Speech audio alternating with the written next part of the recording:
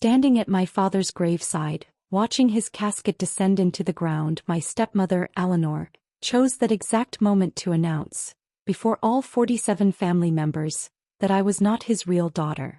But when Dad's lawyer stepped forward, produced a sealed envelope and said, "Arthur Bennett left something for this exact situation," I watched the color drain from her face. "Before we continue, tell us where you're watching from. It really matters to us to know how far our stories reach." The cemetery was silent except for the low hum of the lowering mechanism and my Aunt Martha's quiet sobbing.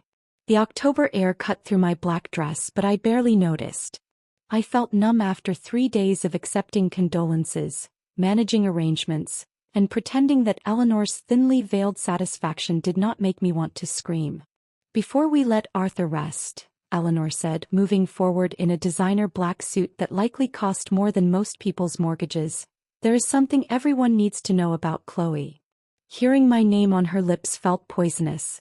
She had waited for this moment, when Dad could not defend me when I was most vulnerable and when the entire family was present. The calculation of it turned my stomach. "This girl," she said, pointing at me as if I were evidence in a courtroom, "has been living a lie for 32 years. She is not Arthur's biological daughter." Gasps rippled through the crowd.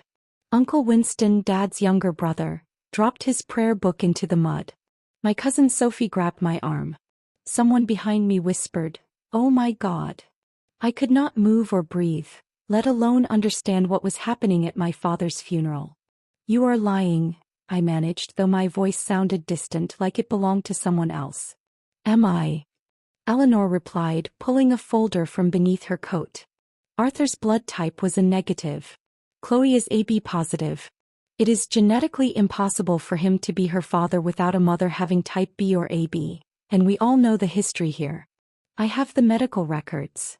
My stepbrother Julian, all 6 feet 2 inches of him dressed in a $3,000 suit, stood beside his mother with a smirk that made me want to fling mud onto his polished shoes.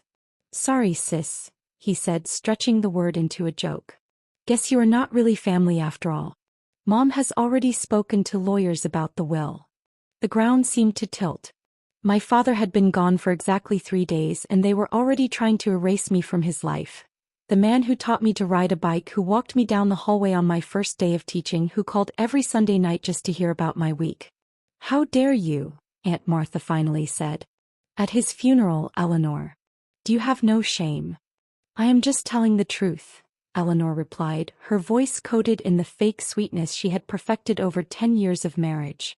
"Everyone deserves to know that Arthur's real legacy belongs to his actual blood, to Julian." That was when Raymond Vance cleared his throat.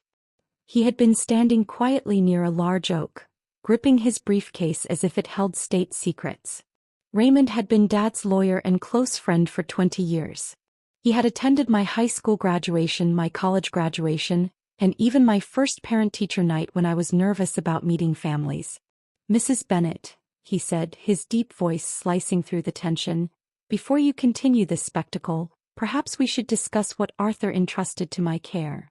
The smug confidence on Eleanor's face faltered. "What are you talking about?" she demanded. Raymond stepped forward, each movement precise. His gray suit remained impeccable despite the morning drizzle, his expression carved from stone. "Arthur anticipated this," he said. 6 months ago he came to my office with explicit instructions and a sealed package." "This is ridiculous," Eleanor sputtered, though her fingers tightened around the folder. "He said," Raymond continued, positioning himself squarely between Eleanor and me, and I quote, "If Eleanor attempts to claim that Chloe is not my daughter after my death, you are to immediately read this letter and play this recording." The cemetery fell so still that I could hear distant traffic on Willow Lane. All 47 members of the Bennett family stood frozen. Even the funeral director leaned forward slightly beside the hearse. Raymond opened his briefcase and withdrew a large manila envelope bearing Dad's handwriting. On it he had written, "To be opened only under the circumstances discussed." Beneath that, in his careful script, "My daughter Chloe is my greatest achievement." My eyes burned, but I refused to let the tears fall. Even now Dad was protecting me, still calling me his daughter. "This is theatrical nonsense," Eleanor said, though her voice lacked its earlier edge. I have medical records. As do I, Raymond replied, producing a small digital recorder. Arthur was thorough. He left written documentation and his own recorded testimony. So tell me, Mrs. Bennet, shall I read the letter first, or would you prefer to hear Arthur's own voice explain the truth about who is and is not his biological child? The emphasis made Eleanor step back. Julian's smirk vanished, replaced by confusion as he looked from his mother to Raymond, then to me. This is a trick, Eleanor said, her voice shaking. You are bluffing. Raymond's expression did not change. Arthur knew you had gathered those records. He knew about your plans. He knew far more than you realized. That is why he ensured I had everything necessary to protect his daughter from what he called posthumous character assassination. I found my voice again, steadier now. Read the letter, Mr. Vance. Let everyone hear what my father had to say. With formal precision he broke the seal. The sound echoed across the headstones. He removed several pages covered in Dad's distinctive handwriting, along with official documents. Wait, Eleanor said, her face matching the gray October sky. We do not need to do this here. We can discuss it privately. Oh no, Aunt Martha said sharply. You made it public. You started this, now we see how it ends. Raymond adjusted his glasses, cleared his throat and began to read the words my father had written 6 months ago, when he was still alive, still laughing, still calling me every Sunday night, somehow knowing this day would come. To my beloved daughter Chloe, he began. Before he read another word, I knew everything was about to change. Arthur Bennet was more than my father. He was my anchor. After my mother Sarah died when I was 7, he raised me alone for 15 years before Eleanor stormed into our lives like a tornado in designer heels.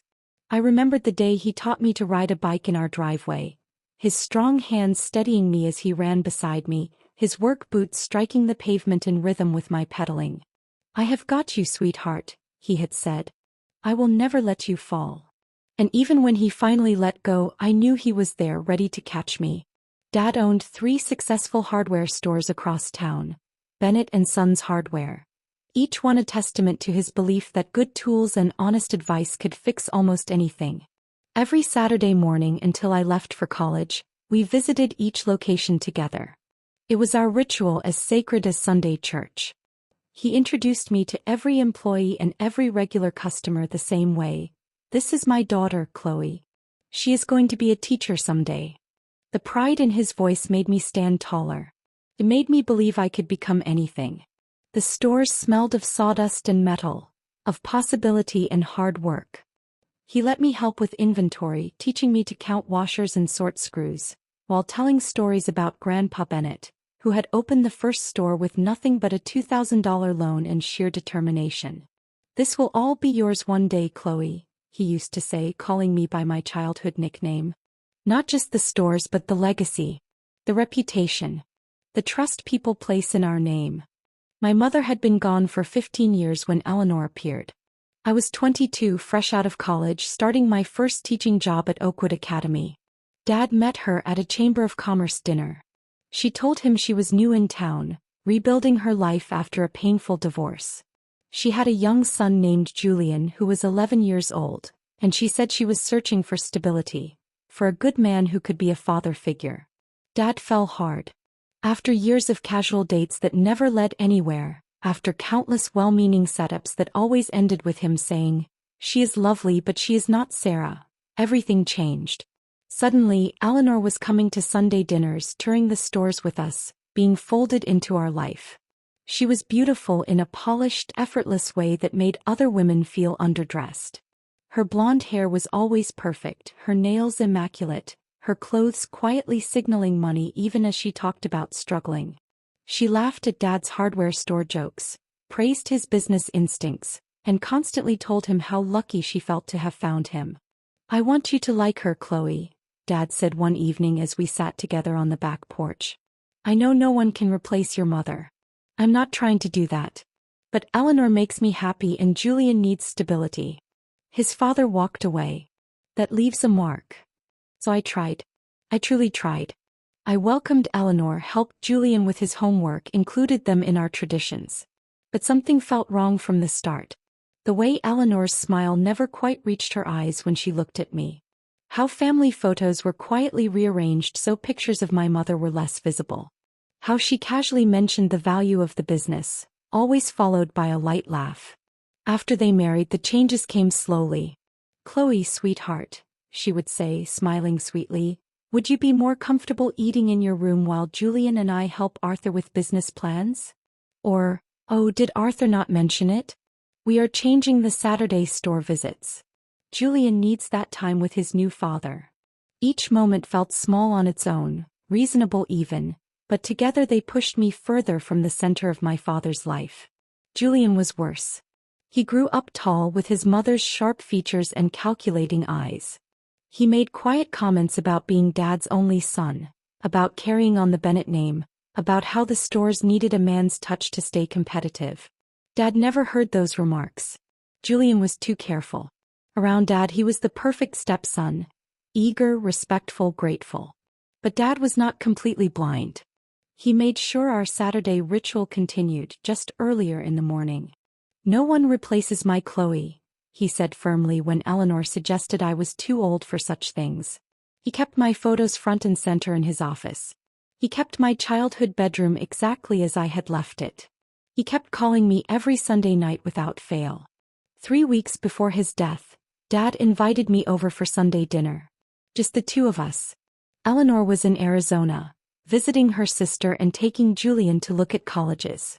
Dad made his famous pot roast, the one my mother had taught him to cook when they first married. We ate in comfortable silence before he finally spoke.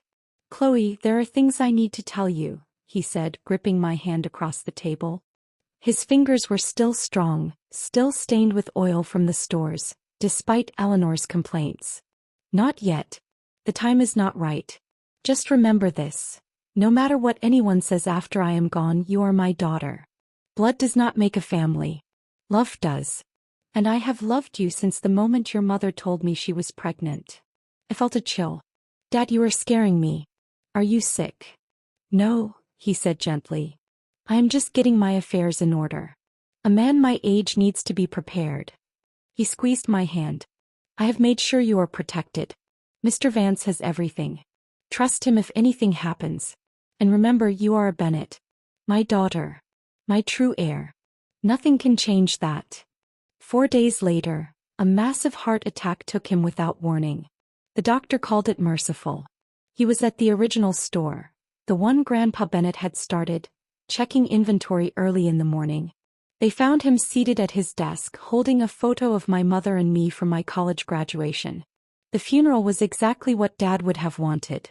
His employees formed an honor guard, 6 men from each store, their work shirts pressed beneath dark jackets. The church overflowed with people whose lives he had touched, customers he had helped for decades, little league teams he had sponsored, families who never forgot his kindness when they could not afford repairs. His favorite hymns played softly, Amazing Grace and I'll Fly Away, the same ones he hummed while organizing bolts and checking inventory. I gave the eulogy, my teacher's voice somehow carrying through the vast church despite my breaking heart. I told them about Saturday mornings at the stores, about how Dad believed business was not about money but about trust. I told them how he once stayed open until midnight on Christmas Eve because Mrs. Higgins needed a specific wrench to fix her grandson's bike. My voice cracked only once when I spoke about how he knew every employee by name, knew their spouses, their children, their struggles. "Arthur Bennett believed tools could fix things," I said, gripping the podium. "But his greatest tool was love. He fixed broken hearts with patience, broken spirits with kindness, and broken families with acceptance. He was my father. My hero. My best friend." Eleanor sat in the front row wearing a black designer suit that likely cost more than most people spent on an entire funeral wardrobe. Julian sat beside her, checking his phone, barely hiding his boredom. They had planned to speak too but never quite found the time to prepare anything. "Too grief-stricken," Eleanor told the minister, though I had overheard her that morning discussing property assessments. The graveside service was smaller. Mostly family, along with Dad's closest friends and longest-serving employees. The cemetery sat on a hill overlooking the town. If you knew where to look, you could see all 3 stores. October had painted the trees in brilliant orange and gold. Dad's favorite season. "God showing off," he used to say. As the pastor finished his final prayer, as we whispered, "Amen," and as the funeral director stepped forward with roses for the casket, Eleanor stood up. Not to take a rose. Not to say goodbye. "Before we leave Arthur to rest," she said, her voice slicing through the silence, "there is something everyone needs to know. Something Arthur kept hidden out of misguided loyalty. Chloe has been living a lie her entire life." Aunt Martha gasped so sharply I thought she might faint. Uncle Winston dropped his prayer book into the mud. The pastor froze, unsure whether to intervene. "I found documents while going through Arthur's papers," Eleanor continued, staring directly at me. "Medical records he hid in his desk. Chloe is not his biological daughter. Her mother had an affair. Arthur knew and kept the secret, allowing this girl to inherit what belongs to his real family, to Julian, his true blood." "That is not true," I shouted, my legs shaking so badly that Sophie had to grab my arm to keep me standing. "Dad would have told me. We did not have secrets." "Would he?" Eleanor asked coldly, pulling a folder from beneath her coat. "Your blood types do not even match. Arthur was a negative. It is right here, on his medical alert bracelet." She held it up. The bracelet they had removed at the hospital. The one I had bought him for Father's Day 10 years earlier. "You are AB positive. I have your blood donation record from the school blood drive you participated in last spring," Eleanor said. "It is genetically impossible for Arthur to be your father unless your mother was type B or AB, and we have her records too. She was type O." The crowd erupted. Whispers turned into heated discussions, then into outright arguments. "Is that true? Blood types do not lie. Poor Chloe. How could Arthur keep something like this secret?" Julian stood beside his mother, his expression so openly satisfied that it made my stomach twist. "Sorry, sis," he said loudly, drawing out the word as if it hurt him to say it. "Guess you are not family after all. Mom has already spoken to lawyers about contesting the will. The store should go to actual blood family. To me." "You have been planning this," I said, my voice stronger now, fueled by anger. "Dad has been dead for 3 days and you are already trying to steal his legacy." "Steal?" Eleanor's laugh was sharp and bitter. "We are preserving it for his real family.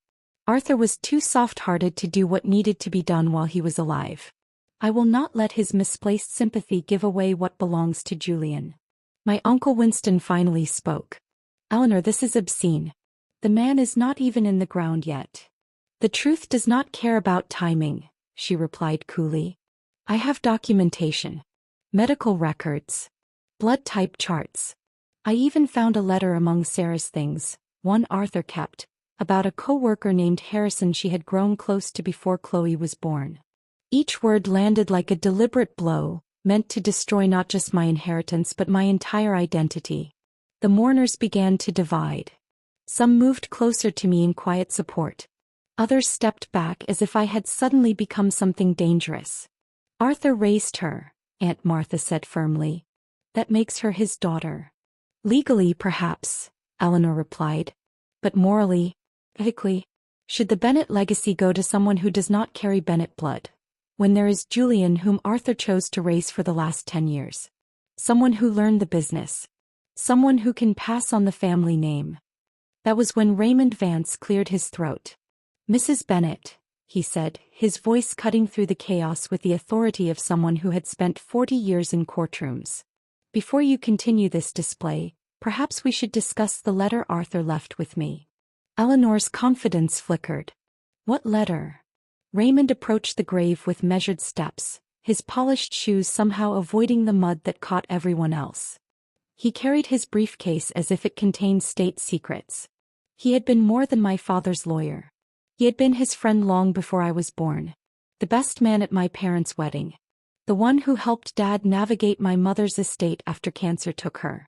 "Arthur anticipated this," Raymond said, standing where the pastor had been, commanding the same attention.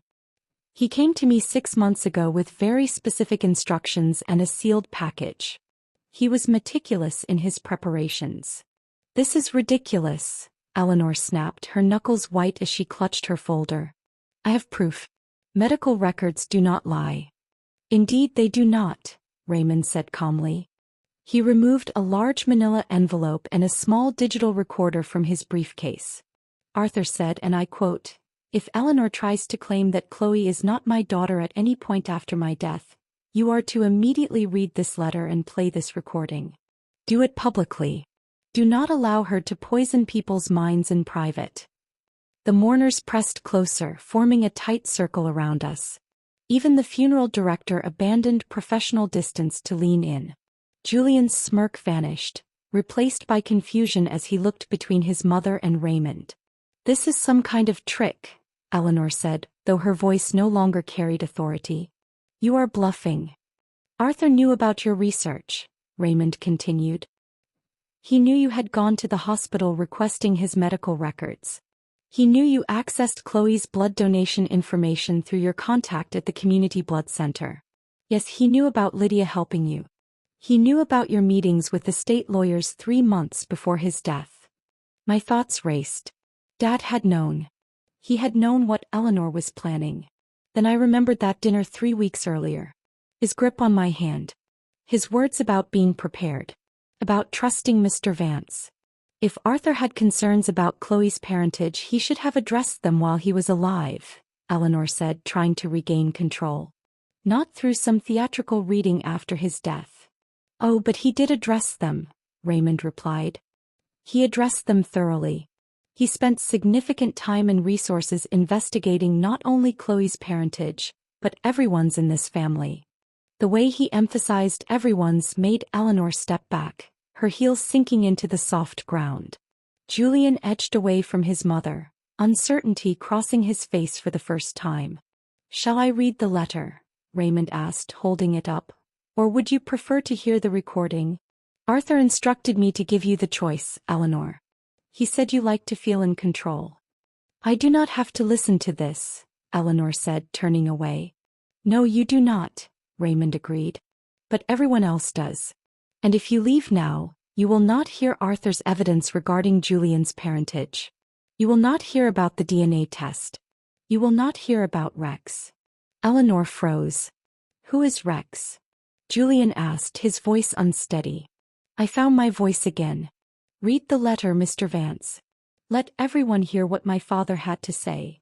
Aunt Martha stepped to my side, her hand closing around mine. Uncle Winston stood at my other shoulder.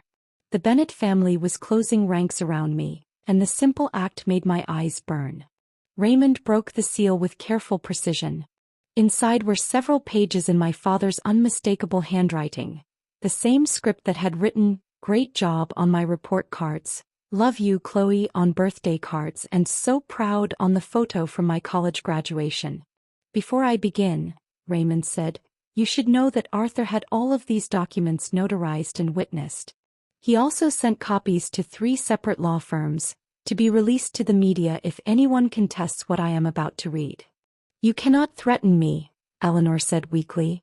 "I am not threatening anyone," Raymond replied. "I am following Arthur's instructions.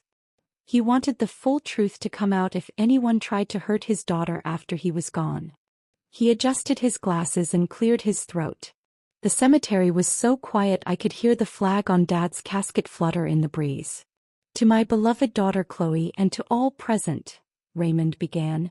Dad's words seemed to fill the air, warm and steady, as if he were standing beside me.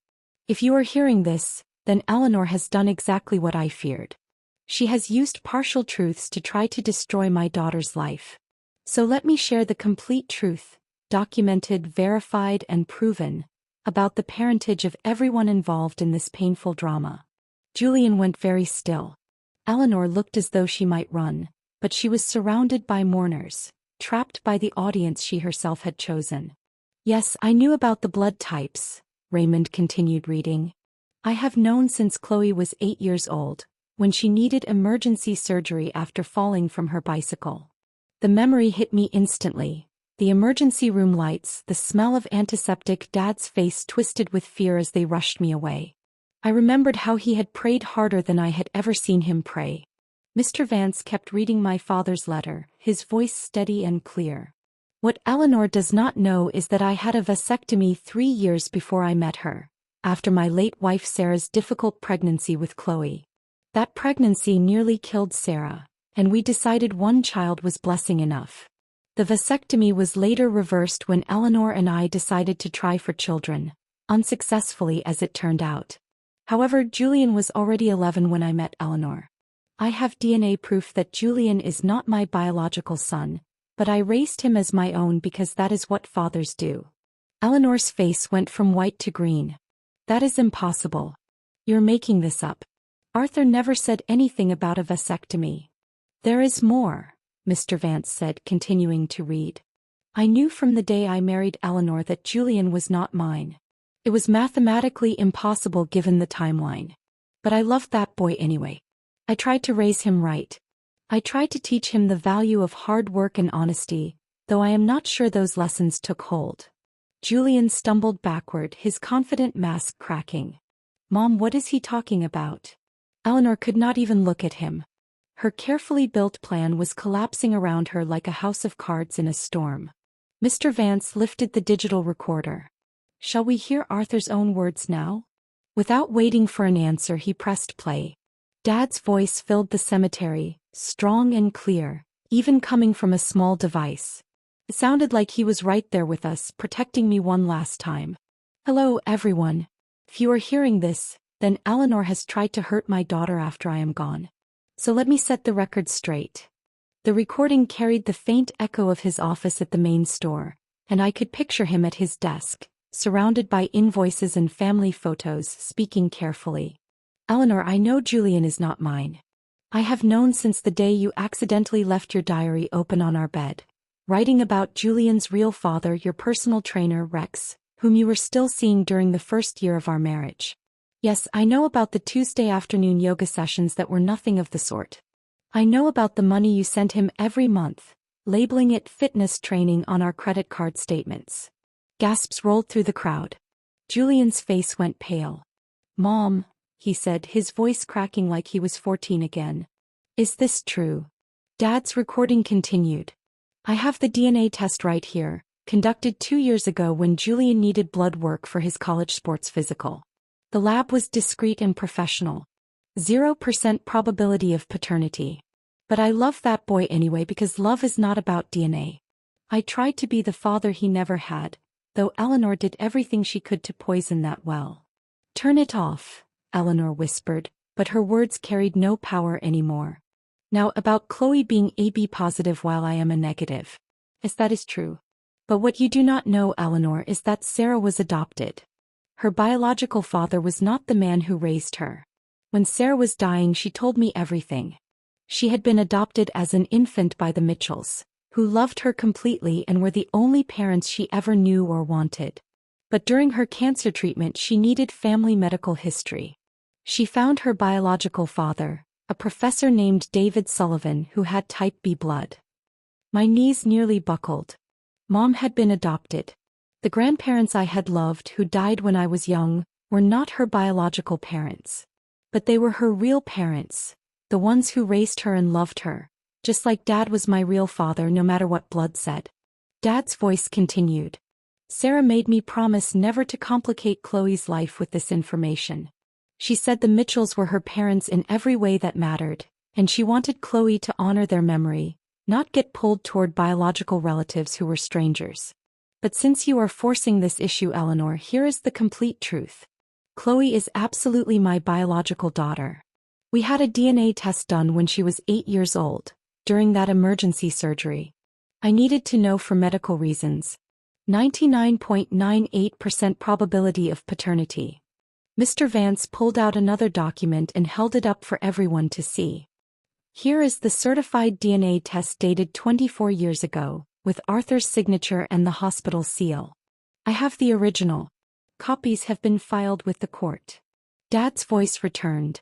I am also leaving a second letter for Chloe alone, explaining why I never told her about her mother's adoption. But Eleanor, if you are forcing this issue, understand that I have instructed Mr. Vance to ensure the will stands as written. Chloe inherits the stores and the main house. You receive the beach condo and your settlement as specified in our prenuptial agreement. Yes, I know you thought you destroyed your copy, but lawyers keep excellent records. Julian gets his college fund of $100,000, which I maintain despite knowing the truth, because he is innocent in your deceptions. One more thing, Eleanor.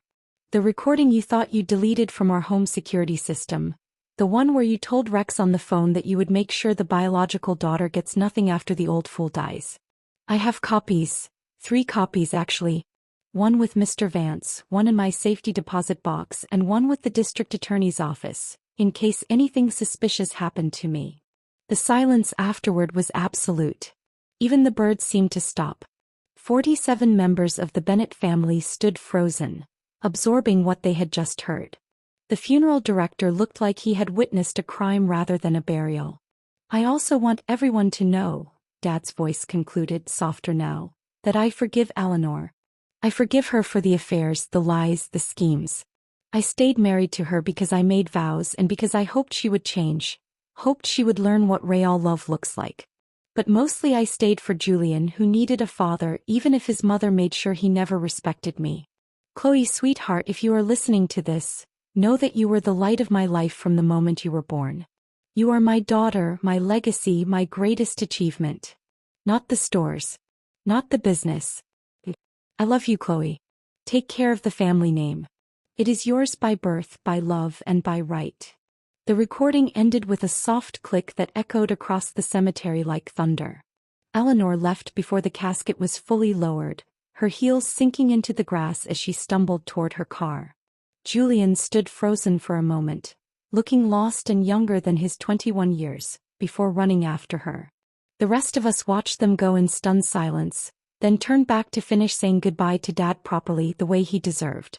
Within a week, Eleanor had moved into her sister's house in Arizona. She did not even pack properly, she grabbed the essentials and fled town like it was on fire. Movers came later for the rest. I watched from the living room window as they loaded her expensive furniture, her designer clothes, her jewelry collection that Dad had bought over the years. Each piece had been given with love and received with calculation. Julian stayed. He called me the night after the funeral, his voice small and broken.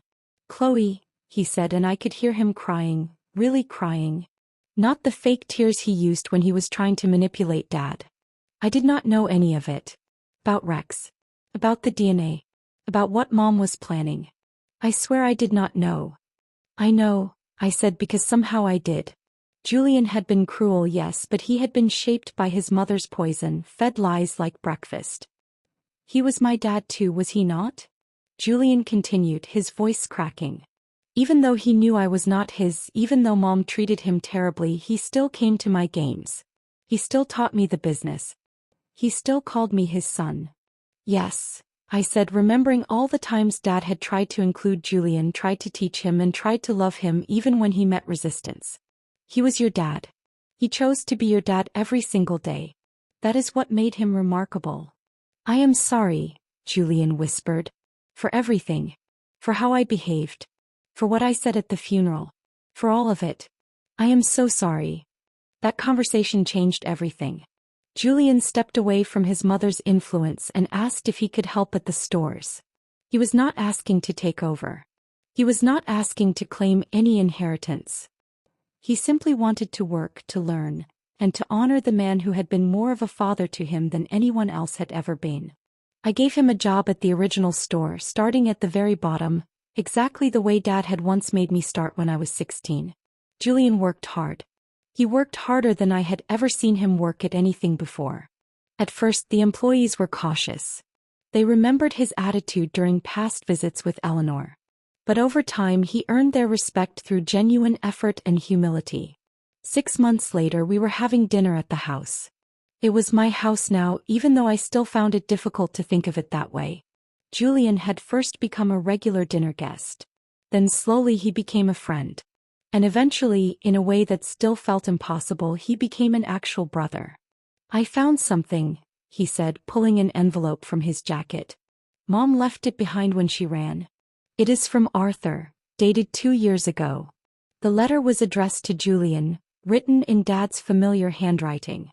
Julian, I do not know if you will ever read this, but I need you to know something important. Biology does not define us. I am not your biological father, but I chose to be your dad. It was not always easy. You resisted me at every turn, shaped by your mother's bitterness. But I saw glimpses of who you could become. I saw it during the science project we worked on together. I saw it when you helped Mrs. Higgins load lumber even though your friends were waiting. I saw it when you were kind to the new stock clerk when you thought no one was watching. Those moments gave me hope. You are not responsible for your mother's choices. You are not responsible for who your biological father was. You are responsible only for who you choose to become. Love is not about blood. It is about showing up. It is about staying when it is difficult. It is about choosing family every single day. I chose you, Julian. Despite everything, I chose you. I hope that one day you will choose us as well. Julian cried as he read the letter. I cried too. We sat at Dad's kitchen table. We were two children who had lost the only father either of us had ever truly known. And in that moment we finally became the siblings Dad had always hoped we would be. The stores are thriving now. I kept all of Dad's employees. They have embraced both Julian and me as Arthur's children. There are no qualifiers. No real and no step. Just his kids. Julian now manages the original store, the one Grandpa Bennett started. He is good at it. He has Dad's patience with customers. He has the same ability to remember names and faces. I still teach 3rd grade at Oakwood Academy. Dad was right. I was meant to be a teacher. But every Saturday morning I go to the stores just like we used to. Sometimes Julian joins me. We walk through each location together. We check on how things are running. We talk to employees and customers. We keep Dad's legacy alive. I found Dad's second letter to me tucked inside my old childhood jewelry box. Mr. Vance had placed it there the day after the funeral. The letter was pure Dad, loving, protective, and honest. My dearest Chloe, if you are reading this, then Eleanor has forced certain truths into the open. These are truths I hoped you would never need to carry. Your mother's adoption does not change who your grandparents were. They were the people who loved her and who loved you. The Mitchells raised Sarah with such devotion that she never felt the need to search for her biological parents until illness required her to seek medical history. That is the power of chosen family. What matters most is this. From the moment I first held you, you were mine. Not because of DNA but because I chose you. I fought for you. I loved you. Every Saturday at the stores. Every homework session. Every proud moment when you became a teacher. All of that was real. That was us. I kept Eleanor's secrets about Julian because I hoped she would someday become the mother he deserved. I kept your mother's story because she asked me to. But I never kept secrets about my love for you. That love was always true. Always real. Always infinite. Eleanor saw money when she looked at our family. Julian once saw competition. But you, my Chloe, saw what I saw. A legacy built on hard work, honesty, and helping neighbors. That is why the stores are yours. Not because of blood, but because you understand what the Bennett name truly means. Love that boy if you can. He is lost, angry, and confused, but there is good in him. I have seen it. Without his mother's poison, perhaps he can find it too. Love, Dad. Last week marked the first anniversary of Dad's death. Julian and I visited his grave together. The headstone reads, Arthur Bennett, beloved father. Love makes family. We placed fresh yellow roses, his favorite, and stood there in comfortable silence. He would have loved this, Julian said quietly. Us together. Without drama. He would have, I agreed. As we walked back to our cars, Julian told me he had started seeing a therapist. She says I was emotionally abused, he said. That my mother used me as a weapon against Arthur.